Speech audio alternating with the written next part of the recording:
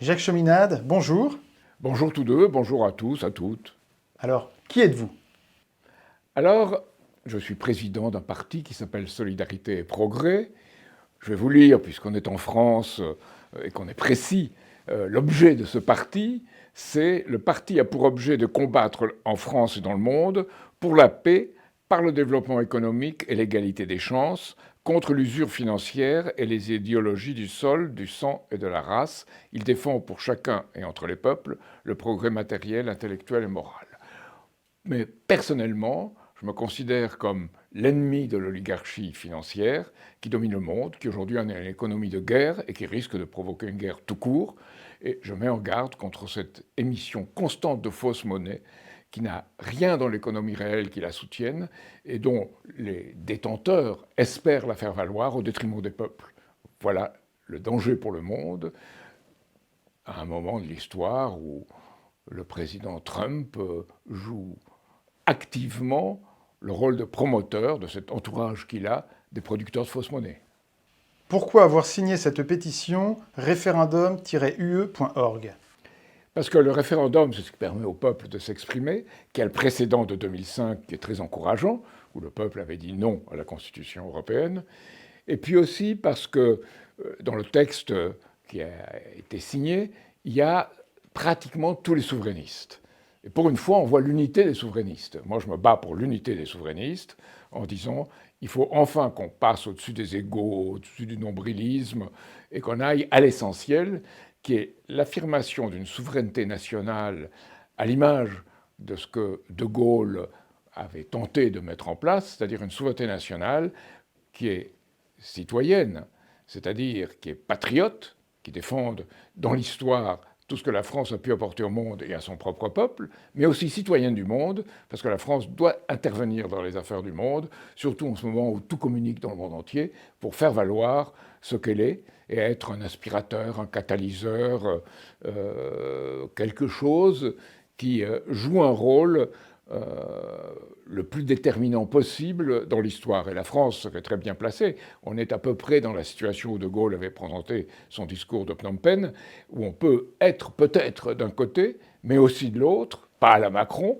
mais en défendant par-dessus les blocs quelque chose qui permet qui est une entente. Et pour moi, c'est une nouvelle architecture de développement et de sécurité mutuelle, qui est ce que Poutine réclamait pour l'Europe en décembre 2001, et que maintenant il faut faire à l'échelle du monde. Ou, on peut dire, De Gaulle parlait de l'Atlantique à l'Oural. Moi, je pense qu'aujourd'hui, c'est de l'Atlantique à la mer de Chine. Et il faut cette union dans laquelle la France peut être la petite chose qui déclenche une réaction qui autrement ne se produirait pas, c'est-à-dire le catalyseur. Quelles sont les conséquences de l'Union européenne sur votre vie? Alors, les conséquences sur ma vie, c'est que l'Union européenne telle qu'elle est et l'oligarchie financière ont tout fait pour saboter mes 3 campagnes présidentielles. Donc, c'est une influence directe sur ma vie en 1995, en 2012 et en 2017, et surtout en 2002, où, ayant l'image de quelqu'un qui avait dénoncé la crise financière en 2002, quand elle était en train de se produire, et j'aurais pu être quelque chose, si j'avais eu les 500 signatures, qui aurait été présent. À l'époque, quelqu'un qui s'appelle Nicolas Miguet a littéralement saboté ma candidature. Il a été condamné après pour ça en justice. Et il avait communiqué à plus de 30 000, à toutes les communes de France, d'ailleurs à tous les maires, quelque chose qui est une espèce de lettre de conseil affairiste, de bourse, avec un mélange de politique, dans lequel il disait il ne faut pas signer pour Cheminade parce que c'est une secte, c'est quelqu'un qui est parti de l'étranger, en plus il est conspirationniste, il ne vaut rien. Donc voilà, j'ai été victime de cela, et c'était plus ou moins téléguidé, évidemment, par les intérêts qui voulaient que cette voix ne s'élève pas, parce qu'elle amenait à la France quelque chose qui était beaucoup trop proche de ce que les Français, au fond d'eux-mêmes, auraient voulu, et qu'ils ont exprimé en 2005 en votant contre la Constitution européenne, mais qui allait plus loin. À quel moment avez-vous cessé de croire en l'Union européenne? Alors, j'ai jamais tellement cru, compte tenu que ce n'était pas l'Europe, mais quelque chose que les Anglo-Américains voulaient voir s'édifier en dehors d'eux pour pouvoir le contrôler. Alors, je n'y ai plus cru du tout. En 1971, quand sous la présidence de Pompidou, on a commencé à négocier l'entrée de la Grande-Bretagne dans le marché commun, et je n'ai plus cru du tout le 1er février 1973, au moment où elle est rentrée, et j'ai cru encore moins, et là j'ai un antécédent sur tous, en 1986, lorsqu'il y a eu l'acte unique, qui permettait la libre circulation des biens, des services, des hommes et surtout des capitaux. Je dis, après cela, il n'y a plus de nation, parce qu'on contrôle les éléments de la souveraineté de l'extérieur, avec un fédérateur extérieur, comme disait le général de Gaulle. Quelles sont les 3 critiques que vous adresseriez à l'Union européenne? Alors, c'est d'abord qu'elle abolit, par définition, l'idée d'une souveraineté nationale. Il y a ceux qui trichent en disant oui, une fédération d'États-nations, ce n'est pas vrai. Il y a une autorité supranationale dans le domaine de la justice, dans le domaine de la monnaie, et même en France, malheureusement, la transposition excessive des directives de la Commission. Et il n'y a plus de loi en France, très peu, qui soit de loi réelle de la France indépendante. Ce serait la première critique. La deuxième critique, c'est qu'envers l'euro, l'Union européenne sert de fait les puissances financières dans le monde, que l'euro est une sorte de cousin germain du dollar financier. Et ni l'euro ni le dollar ne sont les monnaies de l'Europe ou des États-Unis. C'est le domaine des marchés financiers internationaux et de ceux qui occupent des positions de pouvoir en Europe comme aux États-Unis et qui sont les serviteurs de ces marchés financiers. Et la troisième critique que je ferai, c'est que l'Europe a pris des engagements qui sont tout à fait contraires à ses intérêts. Dans la guerre en Ukraine, on a vu d'ailleurs tous les partis politiques, y compris le Nouveau Front populaire à l'époque, qui ont pris parti pour continuer à soutenir le peuple ukrainien, entre guillemets, dans son entreprise. Or, cette Europe-là était celle d'Angela Merkel, de François Hollande, qui ont saboté les accords de Minsk pour permettre à l'Ukraine de se réarmer, ont joué sur cela.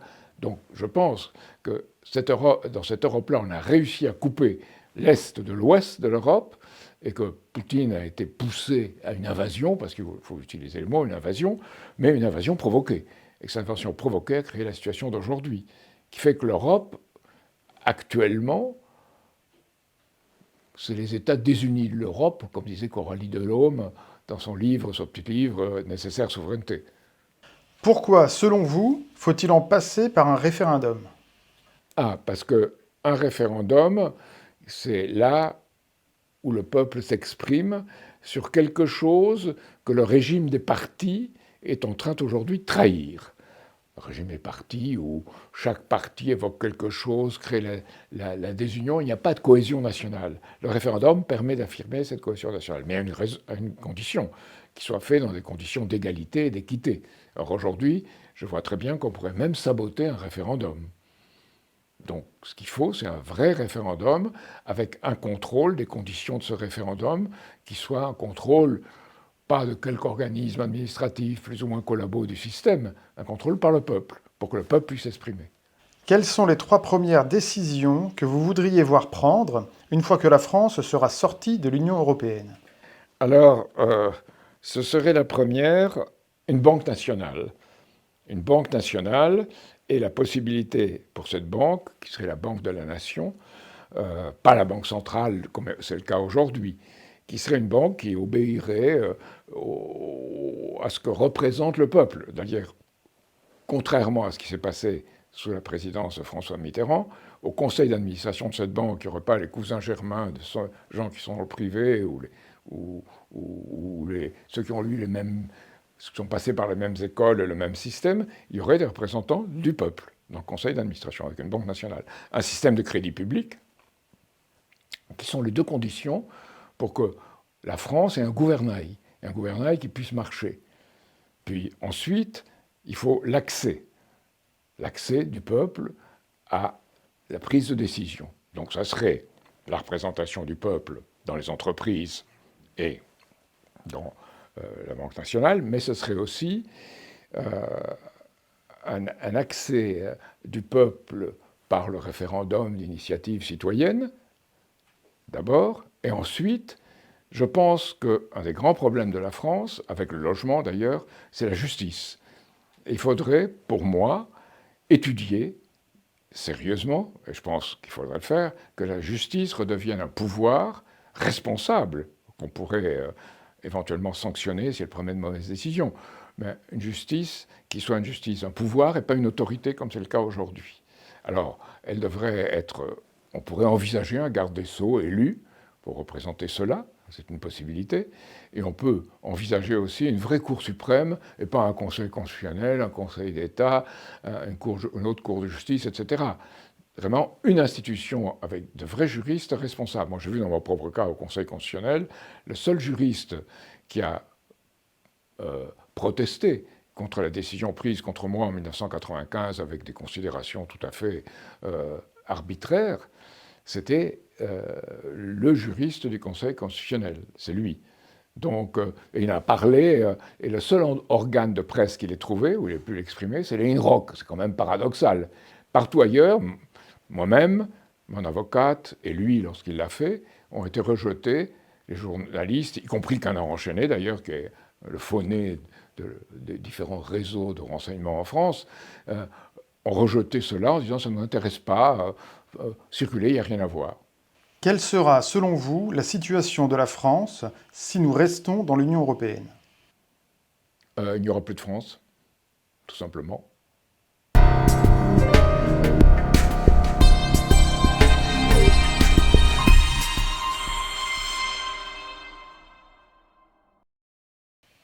Eh bien merci beaucoup Jacques Cheminade pour la franchise de vos réponses. Je rappelle que vous êtes donc signataire de la pétition référendum-ue.org et j'invite évidemment tous les gens qui vous regardent et qui nous regardent en ce moment à signer d'eux-mêmes cette pétition, à faire le même effort que vous, à l'adresse qui s'affiche en bas de l'écran. Donc Jacques Cheminade, vous venez de publier une sorte d'essai autobiographique, une sorte un peu des mémoires en quelque sorte, intitulé « Répondre aux cris du peuple ». Alors d'emblée, je vous pose la question, pourquoi avez-vous voulu écrire cela? Et ce cri du peuple, quel est-il? Alors répondre au cri du peuple, c'est parce que je pense que personne n'y a réellement répondu, ni à l'ouest, ni à l'ouest, ni au nord, ni au sud, ni en France. Et c'est le cri du peuple, c'était, comme vous le savez, la publication de Jules Vallès pendant la Commune.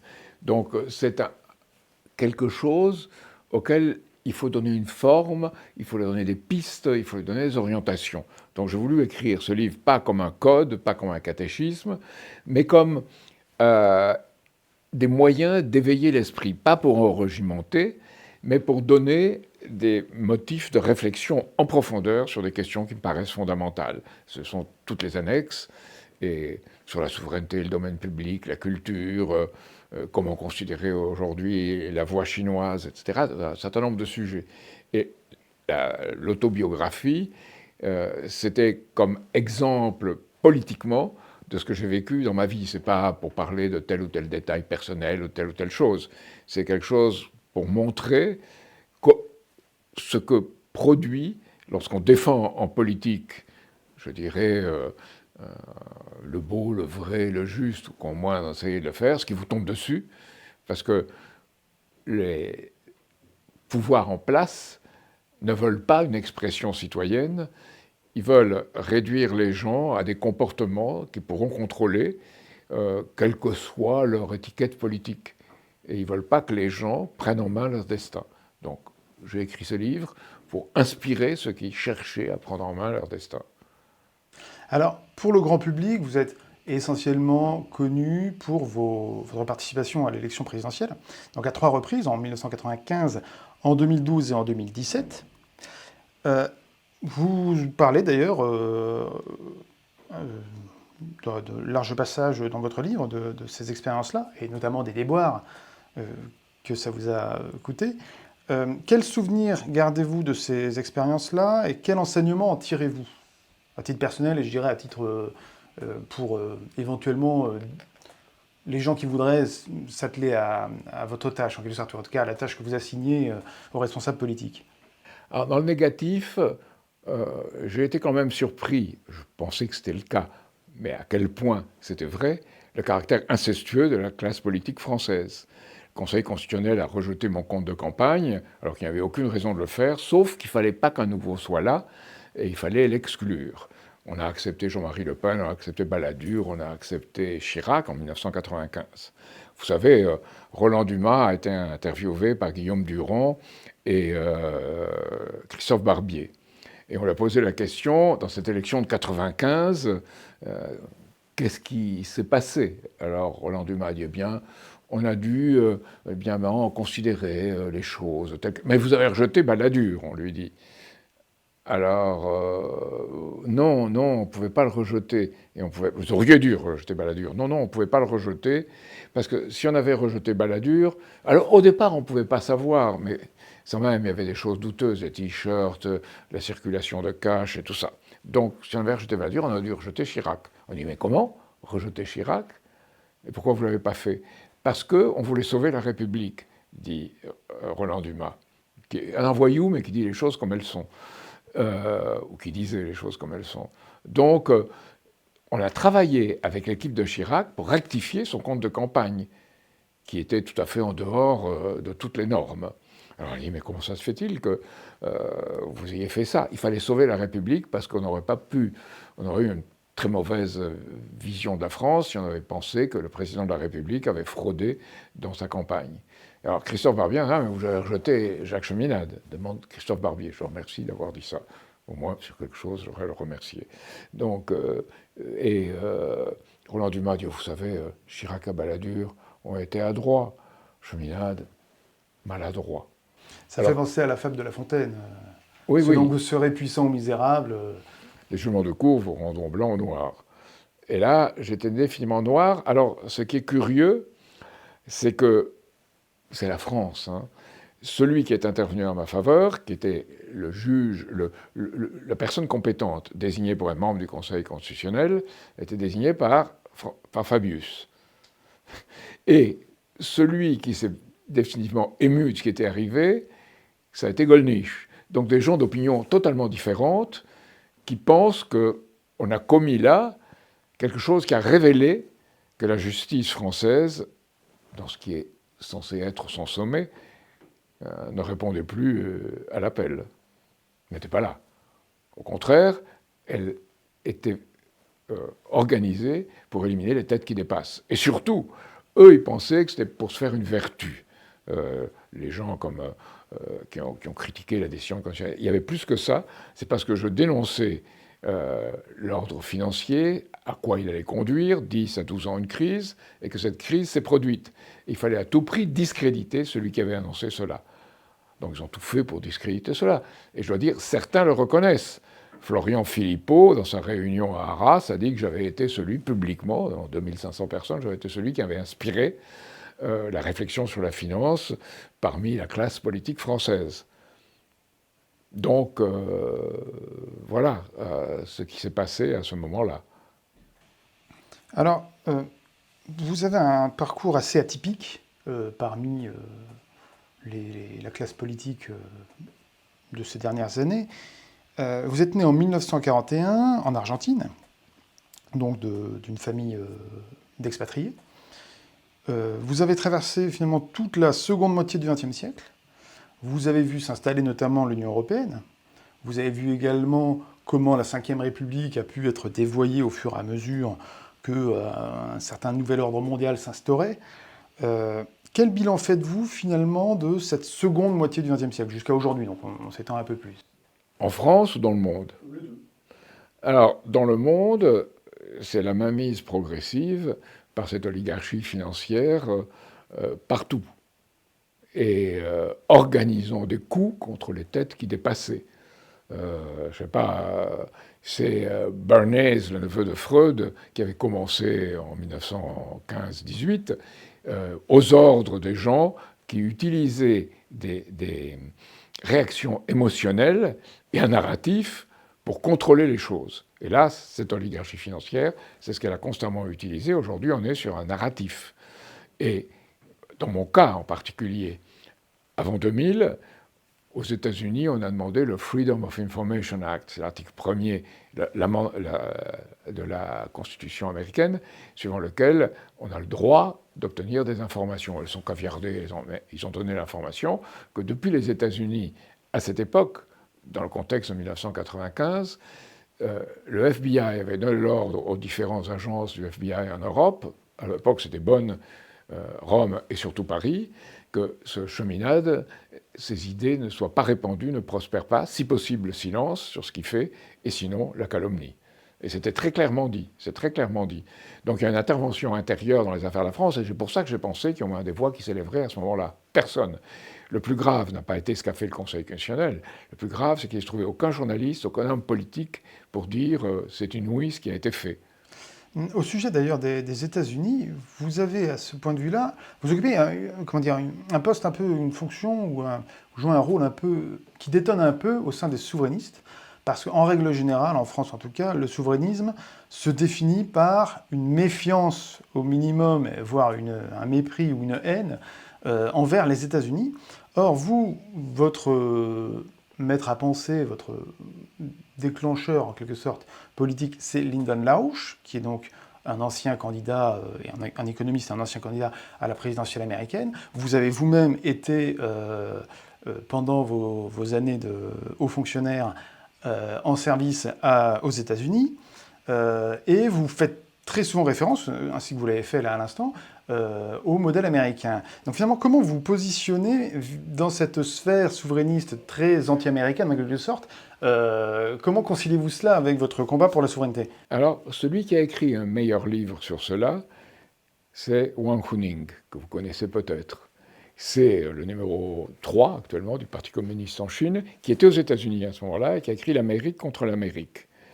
Et il dit qu'il y a une Amérique, qui était l'Amérique des pères fondateurs, de l'indépendance, qui était une chose, et après il y a eu l'influence britannique et les milliardaires américains qui ont créé une autre politique et que l'Amérique est comme un pays occupé par une Amérique qui a combattu une autre Amérique. Et ça, j'ai vu de mes yeux, avec tout ce qu'avec LaRouche, on avait parlé, et que lui soulignait, c'est-à-dire que la rupture entre l'or et le dollar, 15 août 1971, est une date essentielle, et qu'à partir de là, le Far West financier allait régner. C'est-à-dire qu'il n'y avait plus de critères de référence pour le dollar, et que le dollar allait même échapper au contrôle direct des États-Unis.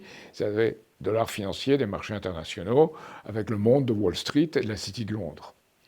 Alors, si on attaquait ça, à cette époque, dans les années 1995, on était normalement de gauche ou d'extrême gauche. Mais il dit en même temps, se met en place un système contre-culturel dans lequel on promeut le sexe marchandise, il disait le rock'n'roll, depuis on fait bien pire, et la consommation de drogue. Donc, sous un prétexte faussement de liberté, de libéralisation. Et si on attaquait ça, on est de droite ou d'extrême droite. Les deux choses marchent ensemble, et c'est priver l'individu de sa citoyenneté et de son instrument de jugement sur les affaires, et lui donner l'impression que rien ne peut être fait pour changer un système. Alors ça a commencé très tôt. Même le journal Le Monde en France a eu 6 fois 2 pages sur l'histoire des drogues aux États-Unis, en particulier la psilocybine, le champignon hallucinogène. Et dans ces pages, il montre bien comment Wall Street a promu ces drogues, comment des responsables de Wall Street l'ont promu, pour détourner les jeunes Américains d'un comportement politique contre la guerre du Vietnam à l'époque, et pour les faire basculer dans les paradis artificiels. Et on leur fournissait les paradis artificiels. Ça me rappelle, hein, si je peux me permettre de vous interrompre, le premier essai qu'avait écrit Zbigniew Brzezinski à ce sujet, peut-être que vous l'avez lu ou vous en avez entendu parler, dans lequel il introduisait un concept assez hideux, mais qui en anglais se rend par tititainment, c'est-à-dire le divertissement par les titties, qui est de l'argot américain pour dénoncer les seins. Les seins des femmes, évidemment. Avec l'idée que voilà, ce serait grosso modo le sexe, la drogue et les paradis artificiels, comme vous dites, et la musique bruit. Et, voilà, et le divertissement de masse, on va dire ça comme ça, qui permettrait le contrôle général des masses. Alors, j'ai vu ça, cette chose, on pourrait dire émigrer de l'autre côté de l'Atlantique en Europe. Et c'est pour ça qu'il me paraissait important de tracer un pont des deux côtés de l'Atlantique contre cela, y compris avec des gens en Russie ou en Chine ou ailleurs, qui essaient une opposition dans laquelle la France devait voir que son intérêt n'était pas de se faire phagocyter par ce système-là. Et je la voyais qui se faisait littéralement contrôler. C'est l'époque où il y a eu 2 événements pour moi très importants à la fin du XXe siècle. Le premier, on a fermé Renault et on a ouvert Disneyland. pratiquement à la même date, dans le mois d'avril. Et la deuxième, c'est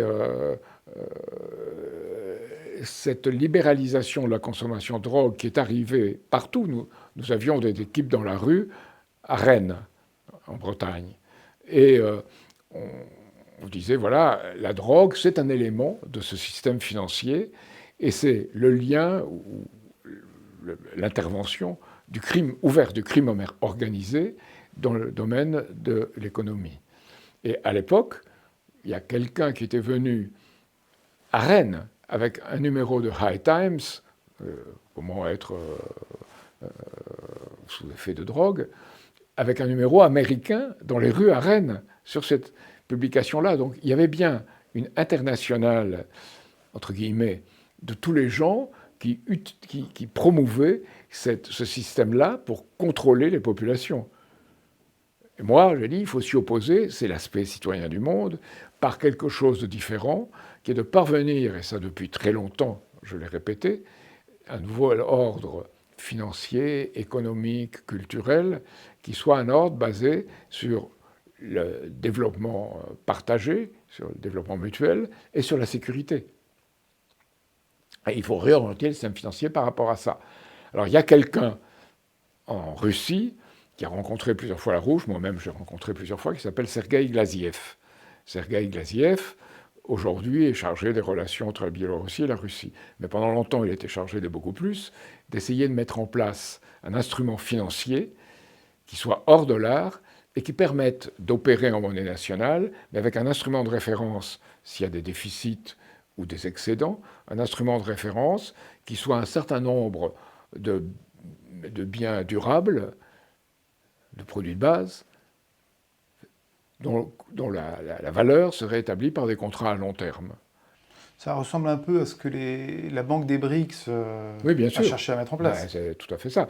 Et ça ressemble, alors on l'oubliera en France, à ce que Mendes France avait proposé à un certain moment avec un panier de matières premières comme instrument de référence. Et De Gaulle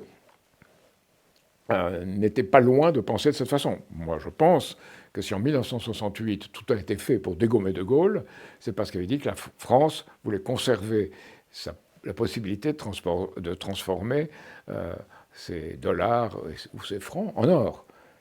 Et ça, c'était signé l'arrêt de mort contre De Gaulle. Et on l'a vu à l'époque comment ça s'est développé. Et moi, je l'ai vu de mes yeux, j'étais à l'ENA à ce moment-là. Et je suis assez vieux, je ne comprenais pas ce qui arrivait. Je disais, dans ce mouvement de mai 68, il y a un ferment de justice, c'est vrai, il y a un patriarcat en France, mais il y a autre chose qui se passe. Et que ce soit adressé directement contre De Gaulle, qui a une politique d'indépendance nationale, comment ça peut se faire? Et c'est là que peu à peu, on a vu des gens qui étaient venus faire des thèses, venir des études en France, sur comment est-ce qu'on organise une rébellion des élèves dans les conditions de l'enseignement français, ou comment il y a en France un basculement entre autorité excessive et chahut, etc., etc. Donc c'était voulu. On a attrapé même quelqu'un à l'ENA à l'époque qui interrogeait les gens de l'ENA pour voir ce qu'ils pensaient sur la situation en 68, au milieu de 68. Donc même à l'ENA, il y avait cela à l'intérieur, une influence américaine, de voir ce qui se passait. Et ça a été la formation aux États-Unis par les amis de l'Amérique dans par toutes ces fondations, on a formé des gens à ce système-là. Alors, précisément, puisque vous parlez des années de Gaulle, enfin, en l'occurrence, de la fin du gaullisme, vous êtes un des rares dans la classe politique, enfin, en tout cas des derniers, à avoir réellement connu le gaullisme. Aujourd'hui, ça devient une sorte de totem ou d'effigie que certains, à droite comme à gauche d'ailleurs, brandissent pour justifier des choses absolument, enfin des atteintes incroyables contre la souveraineté. On peut penser d'ailleurs à ce que fait Macron régulièrement. Euh, comment jugez-vous ça et comment définiriez-vous le gaullisme en réalité et qu'est-ce qu'il en reste aujourd'hui? Alors, il en reste généralement des paroles, et par ceux qui se prétendent gaullistes, pratiquement rien. Donc il reste du gaullisme un état d'esprit, cela oui, un gaullisme authentique. Ce gaullisme, c'est quelque chose qui tente d'échapper à des influences extérieures qui visent à contrôler la nation et qui est, dans le domaine économique, est assez bien organisé, pas dans le domaine culturel. Et je crois que la faiblesse, ça a été, et c'est toute l'opération de ce milieu anglo-américain, de promouvoir une fausse gauche pour qu'elle amène tout ce libéralisme, tout cet interdit d'interdire, toute cette forme anarchiste venue des États-Unis et qu'on a vu après s'implanter un peu partout. Donc la révolution de couleur, la première révolution de couleur contre un système organisé, c'est mai 68 contre De Gaulle. Il faut bien se le mettre dans la tête. Puisque nous sommes encore sur le chapitre de mai 68, une dernière question à ce sujet. Quel regard portez-vous de façon plus générale sur votre génération et la génération un peu après, celle qui a fait mai 68, celle qui aujourd'hui est qualifiée de boomer, etc. Et qui, on voit bien qu'il y a un conflit de génération de plus en plus grand entre eh bien, celle qui aujourd'hui est retraitée, qui a un pouvoir d'achat qui est plus élevé finalement que celle des actifs, et qui fait peser en quelque sorte sur l'économie, sinon une menace, en tout cas une sorte d'hypothèque vis-à-vis de C'est l'avenir. une génération qui a vécu dans une ignorance confortable et dans laquelle très peu, très très peu, se sont élevés contre ce qui est en train d'arriver. Très peu l'ont compris, en France du moins. Et moi, j'ai compris en étant aux États-Unis.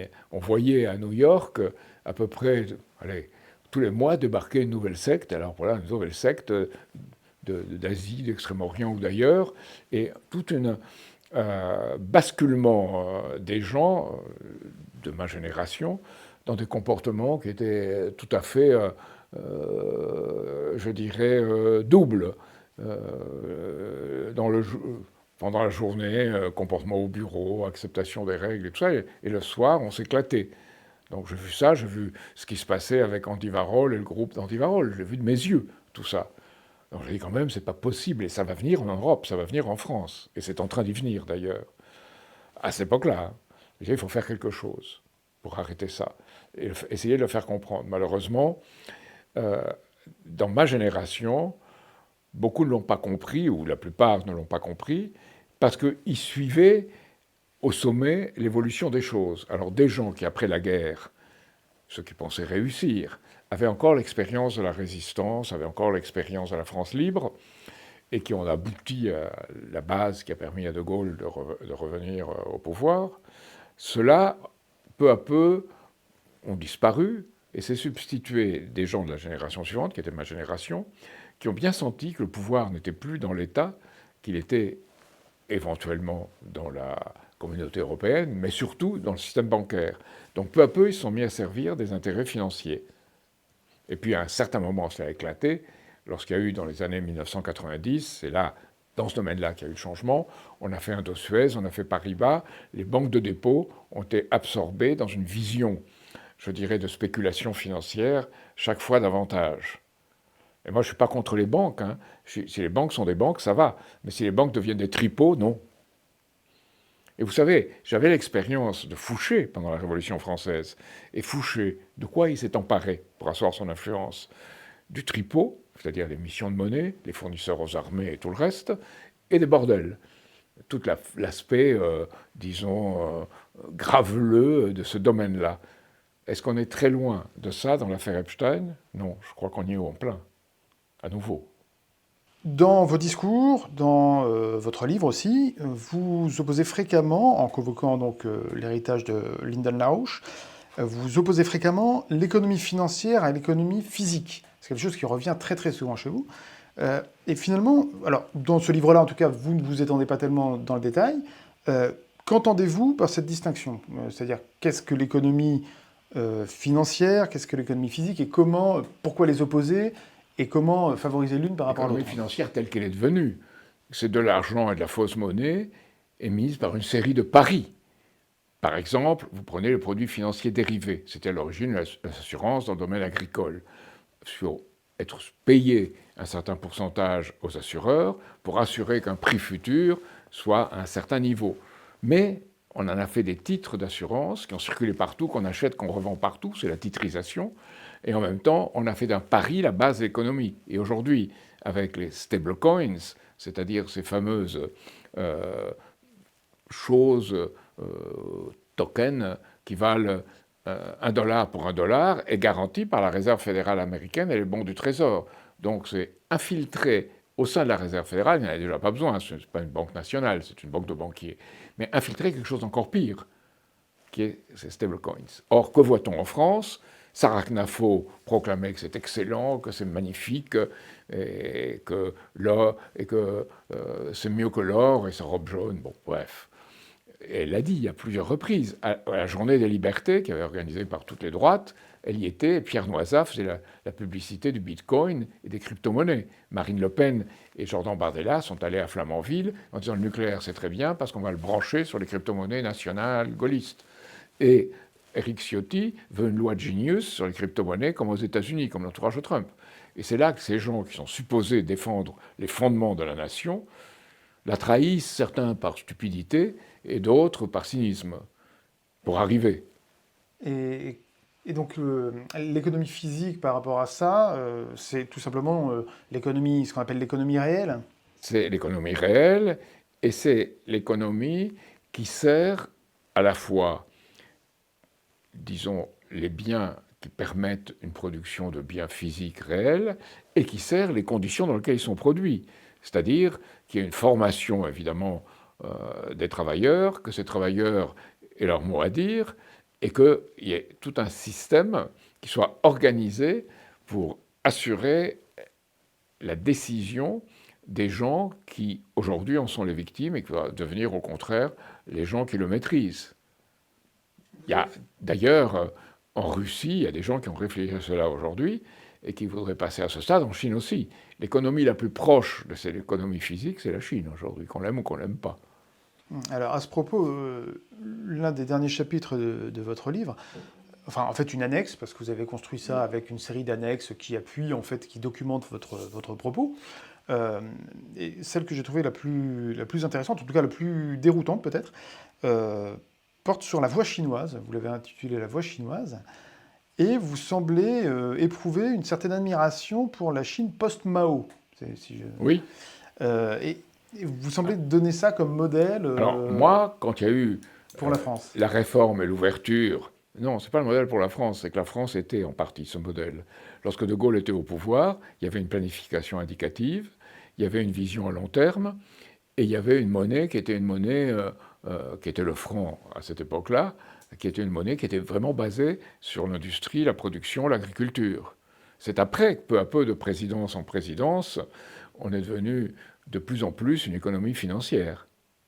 Donc, il y a un exemple français, même les Chinois se sont en partie inspirés de notre organisation préfectorale en Chine. Ils ne l'ont pas appliqué exactement, mais ils s'en sont inspirés. Donc, c'est dans le domaine de l'économie chinoise cette, disons, compréhension de ce que présente une économie physique réelle productive et la formation de main-d'œuvre correspondante qui a permis en environ 30 ans de créer une situation où à la fois un pays a sorti tous ses habitants de la misère extrême, pas de la misère tout court, hein, de l'extrême misère, mais en 30 ans c'est énorme, qui a construit ce qu'ils ont construit, et en plus qui a réussi à envoyer sur Mars à la fois une fusée chinoise, un orbiteur chinois, un descendeur chinois et un rover chinois qui ont marché du premier coup, alors que l'Agence spatiale européenne, avec toutes les influences qui sont en son sein, eh bien, elle s'est crachée 2 fois. Donc voilà, c'est pour ça qu'il y a en Chine une gestion qui les regarde dans leur propre système, mais le résultat, c'est celui-là. Je ne pense pas que le modèle chinois, évidemment, on ne peut pas le mettre en France tel qu'il est.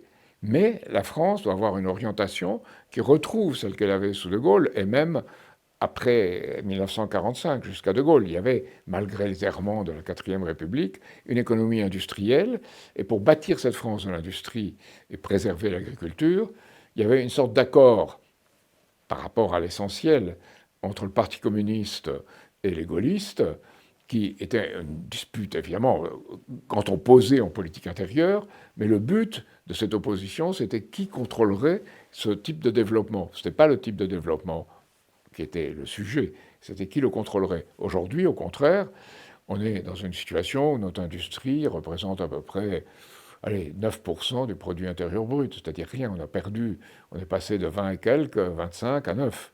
Et on n'a pas une économie indépendante en ce qui concerne le réseau financier. Complètement,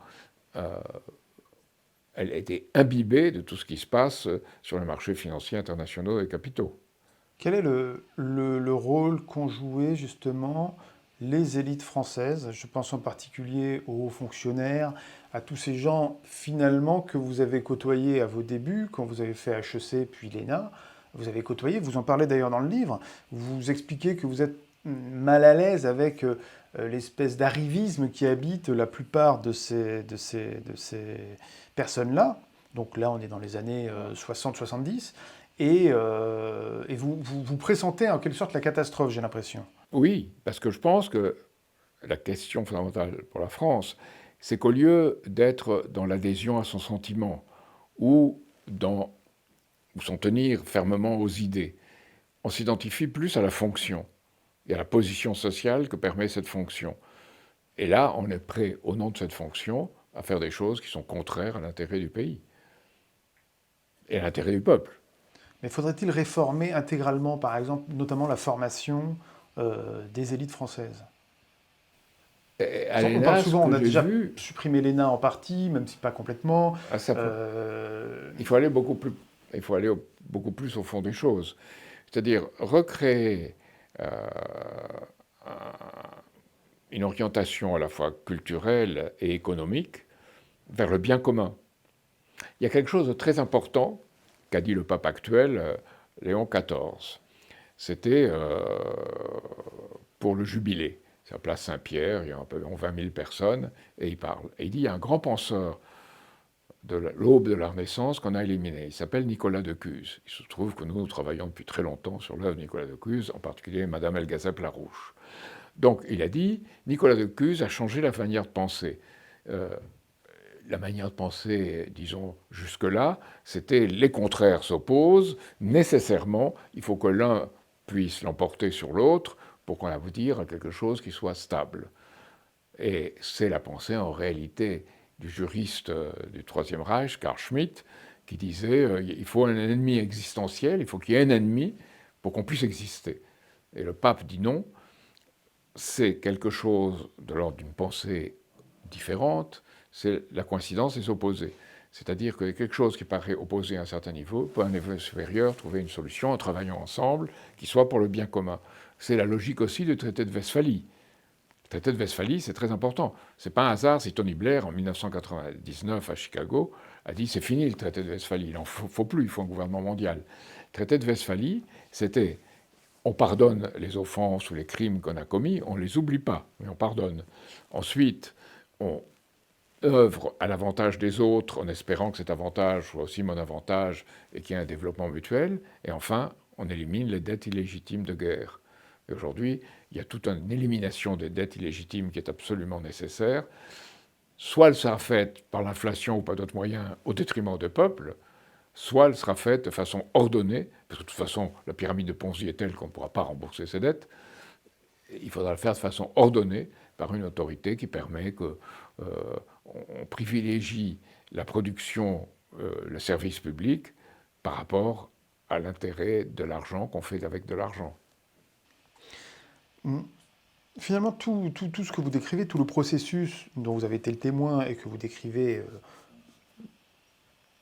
dans votre livre et en ce moment, semble quand même répondre à une sorte de cohérence qui, à mon sens, pourrait se définir comme étant une crise civilisationnelle. C'est-à-dire Oui, on est qu'on dans une a, crise civilisationnelle, bien on a une sûr. conjonction de différents effondrements, alors économiques, qui tous se répandent les uns les autres en quelque sorte, et euh, finalement, à mon avis, la crise culturelle et de l'instruction est peut-être à la base même de celle-ci. Comment faire pour remonter cette pente? Parce que vous-même, bon, vous avancez souvent des références assez érudites, vous êtes un profil assez atypique à ce point de vue-là, pour votre génération peut-être moins, mais en tout cas pour les générations d'actuelles, complètement inédite en quelque sorte, un modèle comme on n'en fait plus. Et on voit difficilement comment est-ce qu'on pourrait redresser la barre sans justement puiser à ce qui a fait l'humanisme, vous parlez de Nicolas Diocuse, à l'humanisme fondateur de la grande civilisation, à la fois des civilisations européennes, je mets bien au pluriel. Hein. Alors, je pense qu'il faut voir que les jeunes d'aujourd'hui, ils veulent une autorité, mais une autorité qui soit légitime. Une autorité d'idées et pas une autorité de position ou de fonction. Donc il y a cette demande. Elle est latente, elle n'est pas manifeste. Donc il faut y répondre. Et je pense qu'on ne peut pas y répondre en enregimentant ou en disant il faut faire ceci, il faut faire cela. On peut par le jeu des idées et par le jeu inspirer, orienter. Moi je pense que tous ceux qui ont fait à l'école, tous ceux qui ont fait voilà, on retrouve beaucoup de succès auprès des élèves. Moi, j'ai un ami qui a introduit des objets préhistoriques en classe. Tout le monde, c'est des gens d'un milieu bien défavorisé. Et quand ils ont vu ça, il y en a qui ont dit « Oh, mais c'est pas possible que ça existe, c'est pas l'homme qui a fait ça. » Ils ont reçu que des coups. Un autre a dit « Tu l'as volé dans un musée. » Bref, ça a commencé comme ça. Et peu à peu, ils ont commencé à s'intéresser. Et s'intéressant à ça, s'intéressant à l'histoire d'une humanité qui était capable de faire des objets qui n'existaient pas dans la nature. Ils ont vu que l'homme était capable de développer des choses créatrices, et peu à peu, dans tous les domaines, ils ont commencé à s'intéresser. Et le moment où il y a eu le plus grand intérêt, c'est lorsque les élèves, on est au XXIe siècle, il y avait un match entre les professeurs et les élèves, et il n'y avait pas de gardien de but chez les élèves. Donc on a choisi ce jeune enseignant pour être gardien de but, et il a réussi à arrêter un penalty. Et à partir de là, tout le monde a pensé que, c'est curieux parce que c'est comme ça qu'arrivent certaines choses, tout le monde a pensé que c'était la preuve qu'il pensait bien, qu'il était bien et qu'il fallait soutenir ses idées. Donc c'est ça que je veux dire, avoir une attitude qui ne soit pas coincée, qui ne soit pas oligarchique, pour dire le terme, mais qui soit une attitude d'inspiration et pas d'obligation à partir d'un code. C'est la différence entre le catéchisme et l'évangile. Au milieu chrétien, l'évangile est une inspiration, le catéchisme est un code. C'est la même chose, on peut dire, pour le Parti communiste, hein, si on veut aller plus loin. C'est en France, on a appris toujours Marx par rapport à... souvent par des gens qui ne l'avaient même pas lu d'ailleurs. Ça, j'ai pris au piège très souvent des gens qui prétendent connaître des choses et qui ne les connaissent pas en France. Parce qu'on a lu le résumé dans un journal, et ces résumés dans les journaux sont faits, ou dans les magazines, sont faits pour que les gens qui ne l'ont pas lu puissent prétendre l'avoir lu. Et il faut aller au fond. Les jeunes, lecture en commun, nous on va faire actuellement avec quelques jeunes une lecture en commun de Nicolas Diocuse, justement, la doctignorance. On montre qu'est-ce que c'est la connaissance, et qu'est-ce que c'est celui qui parle, et qui n'a rien derrière, parce qu'il applique mécaniquement des choses qu'il a entendues ou lues. Et où est la vérité de la connaissance? Elle est dans le constat de l'effet matériel de quelque chose qu'on a développé et qui, dans son développement, n'obéit plus aux normes établies ni à la logique établie. Ce qu'a dit le pape d'ailleurs, il a dit, si dans la logique établie, vous n'inventez pas. Il faut quelque chose qui dépasse cette logique établie. C'est ce qu'avait dit Einstein aussi. Il avait dit, on ne pouvait jamais résoudre un problème dans les termes où il est posé. Il faut trouver autre chose qui aille au-delà. Ça, c'est l'intuition créatrice, c'est la capacité de l'être humain. Et ce n'est pas d'appliquer les formules de l'ENA, d'HEC ou de je ne sais pas quelle autre université. Quelle université? C'est pas ça. C'est inspirer à inspirer l'autre et qui prennent confiance en lui-même. Et je pense que ces jeunes d'aujourd'hui manquent beaucoup de confiance parce qu'on ne leur a pas fait confiance. Je vais terminer, je vais vous demander finalement une formule. Dernière question. Qu'est-ce que la souveraineté? La souveraineté, c'est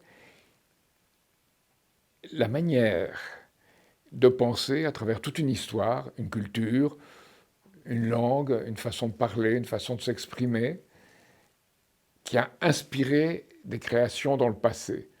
Et on se met en rapport avec cela, et il y a un élément racine. Mais ces racines n'ont un intérêt, l'enracinement de Simone Veil, hein, mais n'ont un intérêt qu'elles deviennent source. Et c'est là qu'il faut risquer d'être source. Un bon enseignant, c'est celui qui développe auprès de ses élèves ses connaissances, ce qu'il a pu percevoir, mais qui fait aussi travailler ses élèves dans la démarche de celui qui a découvert. C'est très différent que d'asséner une formule. Donc, si on fait cela, évidemment, les élèves peuvent devenir, disons, plus avancés que le professeur lui-même. Et ça, c'est l'enseignement. Que les élèves d'un professeur deviennent meilleurs que lui-même. Et c'est la même chose en politique. Vous devez donner aux gens les conditions dans lesquelles ils pourront être, disons, plus en phase, en résonance avec ce que doit être une société future que les politiciens établis. Très bien. Eh bien, merci beaucoup, Jacques Cheminade, pour cet entretien passionnant. Merci à vous. Merci d'avoir pris le temps de venir et de répondre à nos questions. Merci également d'avoir signé la pétition référendum-ue.org, que j'invite de nouveau tous nos spectateurs à signer à leur tour.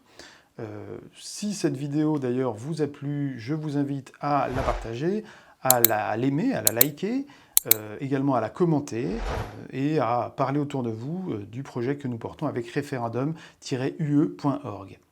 Merci, à bientôt.